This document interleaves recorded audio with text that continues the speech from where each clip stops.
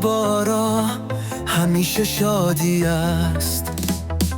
یک کیک خوشمزه روی میزه، آماده و در دست است. دکور زیباست، عطرش تازه و خوشبو، حالت خوب است، هوا زنده و نو. عارف و باربارا کنار هم، راحت و آرام، قهوه در دست، برنامه ریزی برای فردا، بی غم و غصه خورشید می‌دخشد، وقت رفتن است.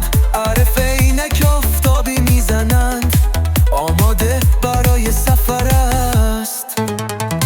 با مترو در سوی کافلند، میرسد به شهر آرام و بلند.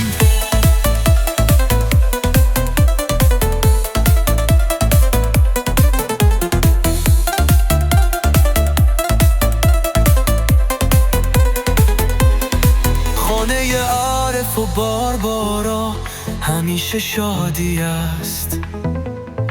یک کیک خوشمزه روی میزه، آماده و در دست است.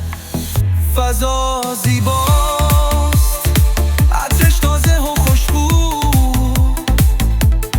حالت خوب است، هوا هم زنده و نو.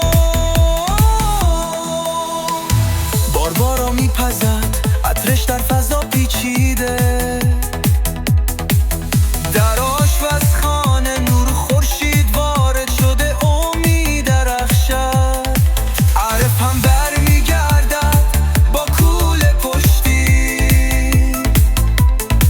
وسایل خرید را میگذرد کنار خودش، بینم اس و بینظیر. کیک باربارا حالا کامل شده، عارف میگوید عالی است. با چای شب کنار هم مینشینند، در آرامش و صفا. این است حال و هوای خانه عارف و باربارا، پر از شادی و عشق در هر لحظه و هر کار.